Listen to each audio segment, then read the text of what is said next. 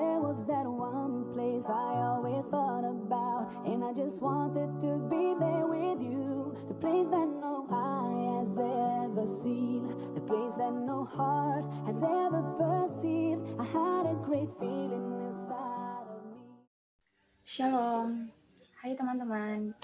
Perkenalkan, nama saya Leoni Gretis Rudani, mahasiswa aktif di Universitas Pembangunan Indonesia Manado dengan NIM 222201004, Prodi Teknik Sipil semester 4, mata kuliah Pendidikan Anti Korupsi, dosen pengajar Joni Rende SHMH.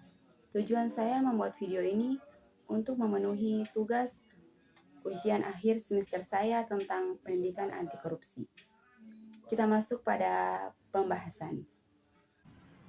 Pada tanggal 18 Februari 2016, dengan menggunakan SK Bupati Minahasa Utara nomor 68 tahun 2016, RMT mengusulkan permintaan dana siap pakai DSP ke Badan Nasional Penanggulangan Bencana atau BNPB. Dalam usulan tersebut terdapat pernyataan bahwa Kabupaten Minahasa Utara dalam status siaga darurat penanganan bencana banjir dan longsor.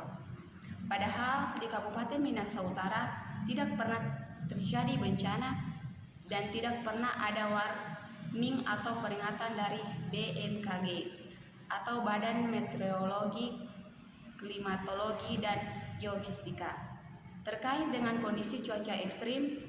Setelah diterbitkan SK Bupati Minahasa Utara nomor 68 tahun 2016, terdakwa RMT bersama FAB Bupati Minahasa Utara dan SJK PIT Kepala Dinas Pekerjaan Umum Kabupaten Minahasa Utara melakukan pertemuan dengan JT Direktur Tanggap Darurat BNPB dalam rangka mendapat dana siap pakai.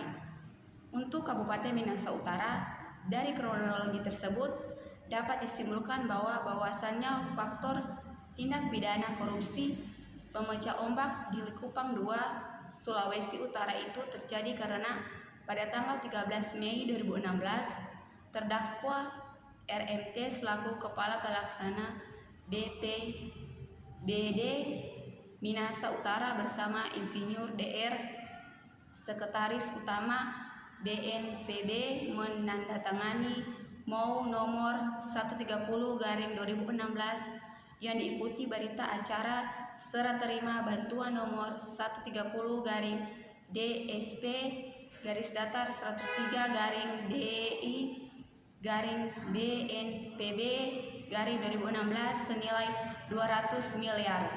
MOU tersebut menyepakati dari keseluruhan dana tadi 15 miliar digunakan khusus untuk penanganan darurat pembuatan tanggul pemecah ombak di Desa Likupang II.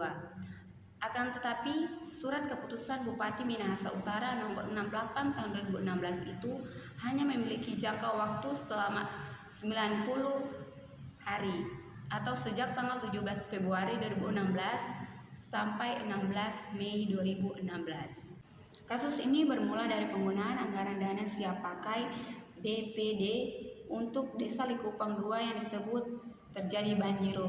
Dengan menggunakan anggaran tersebut, RT salah satu terdakwa kasus tersebut disebut melakukan tindakan yang mengabaikan beberapa pertimbangan, misalnya yang pertama, mengusulkan permintaan dari siap pakai ke BPNB dengan menggunakan SK Bupati Minahasa Utara nomor 69 tahun 2016 yang menyatakan di Kabupaten Minahasa Utara dalam status siaga darurat penanganan bencana banjir dan longsor, padahal di kabupaten maksud tidak pernah terjadi bencana dan tidak ada warning atau peringatan dari BMKG.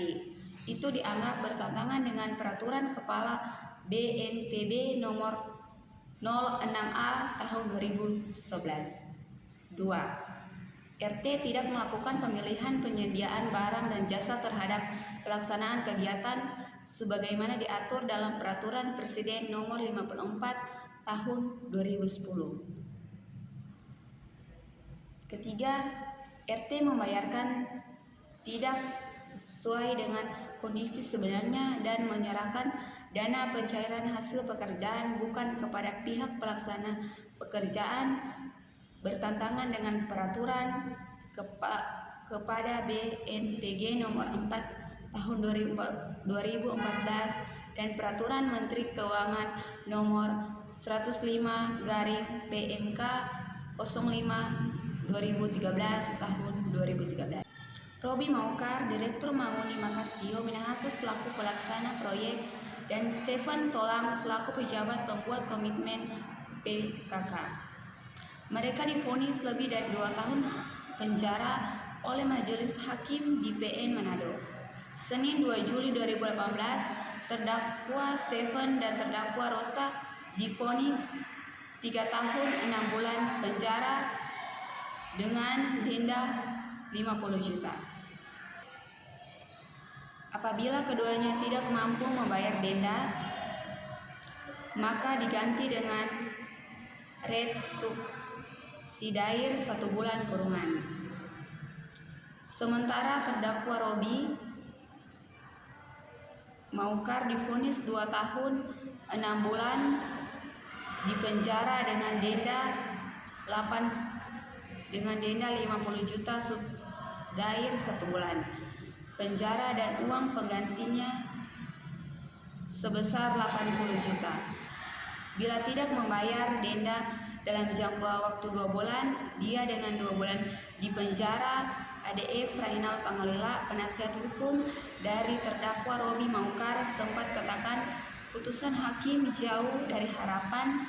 Ia bahkan menyesali justice kolaborator yang diajukan pihaknya tidak dikabulkan oleh klien.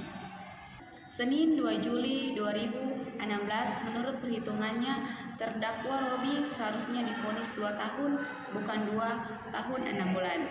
Meski begitu, Ray Pangalila menghargai apa yang telah menjadi putusan majelis hakim. Putusan majelis hakim berbeda jauh dengan tuntutan JPU. Dalam tuntutannya pada sidang tanggal 25 Juni 2018 lalu, JPU menilai terdakwa Rosa dan terdakwa Stefan pantas jalani pidana 6 tahun penjara, denda 50 juta, subsidiar bulan kurungan.